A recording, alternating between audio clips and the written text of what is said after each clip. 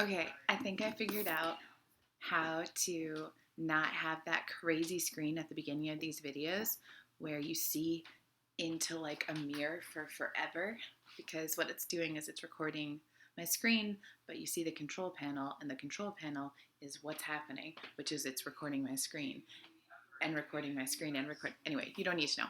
Also, sorry, my roommate, who is also an English teacher, just got home, so sorry if you hear him in the background. I want to talk briefly about. Hold on.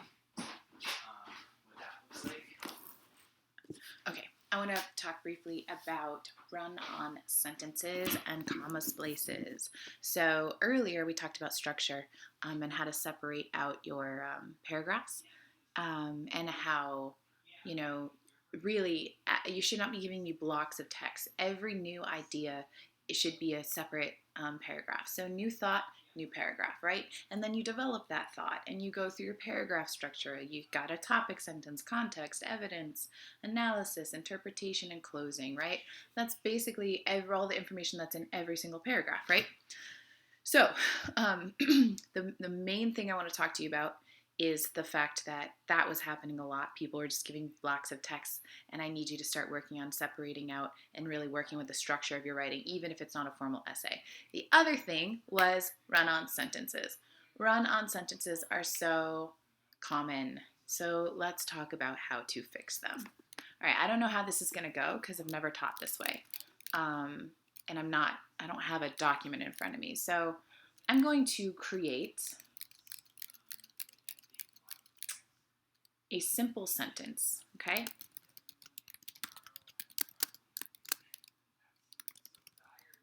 Simple sentence is I woke up. You've got a subject and a verb, and then this is a preposition, but we don't need to know about that right now. I woke up. A compound sentence would be I woke up and I got coffee. It's called a compound sentence because you have two independent clauses, okay? So when you have a full sentence, you have an independent clause. Independent clauses can be simple. They can be a compound, which would be two of them joined with a conjunction. In this case, it's and, right? They can be complex, right? You have many different ways to structure your complete sentences. But the basic building block of any kind of independent clause, no matter how complex it is this simple sentence which has a subject and a verb, okay? Now, let me start to talk to you about the error. This would be a comma splice. I'm going to put this in red because we do not want comma splices. So red is no comma splices. I woke up. I got coffee. This might be how you would speak, right? I woke up, I got coffee, got in my car, went to work, went to the gym. Probably not in that order. You might speak that way, right? With those little pauses, but those are full stops. They're actually a period or a semicolon because you're speaking in full, separate, independent clause ideas, right? So I woke up, I got coffee. The way we would fix this is you could put a semicolon in, and that would make it correct. So we'll turn it back to black. Okay, I woke up, semicolon, I got coffee. The semicolon is a beautiful fix for a run-on sentence or a comma splice because it is a full stop, but it's like a period plus a comma. It's literally what it looks like, right? It's an elegant way to say that these two independent clauses are independent. They can't be just jammed together, but they do belong to each other in content. They do have something to do with each other, right? So the semicolon kind of is like winking at the reader and being like, these two things connect, right? Another fix for this would be, I guess I'll do it under, I woke up and I got coffee. Compound sentence that we see again above. So you could add a conjunction to a comma splice to correct it. And then the third fix would be I woke up. Oops. I got coffee. So these are the three ways to fix a comma splice. You either need a semicolon, you need to add a conjunction, or you need to add a period.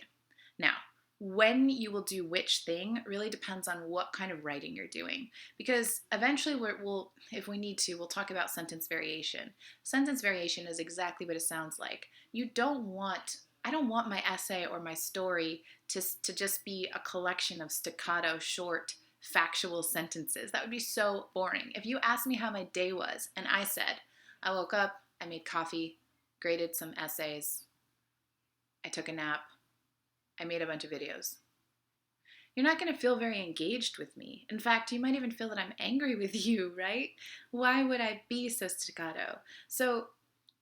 And it also gets boring to hear the same rhythm. So if I said, I woke up, had a pretty good sleep actually, and then I made coffee, it was really good this morning, and then I worked on some essays. However, because I didn't get to bed, I slept well but didn't get to bed early enough, I had to take a nap. That would be a complex sentence, the most recent one I said. And so you get more information from that. You also have more of a sense that your speaker wants to talk to you, right? And so when you are writing, you are also communicating exactly the way, well, not exactly the way we do in speech, but the purpose is the same. You want to be heard and understood by your listener or reader. So it's important to use variation of sentences. And when we start to get into variation of sentences between simple, compound, and complex, and now that you understand that you need a semicolon, a conjunction, or a period to fix this comma splice, these two things kind of work together, right? Because you might have this long sentence that you think is great, but really it's three sentences together. But we can, with the use of conjunctions and adverbs and proper punctuation, actually start to change it into a complex sentence. And then after that, you might want a simple sentence, right? To create a variation of rhythm and movement in your writing. All right, that's all I have to say about that. And I think that concludes today. I already talked about your next reading. I'll upload, or I will put the links for all the next reading. Yeah, thank you very much.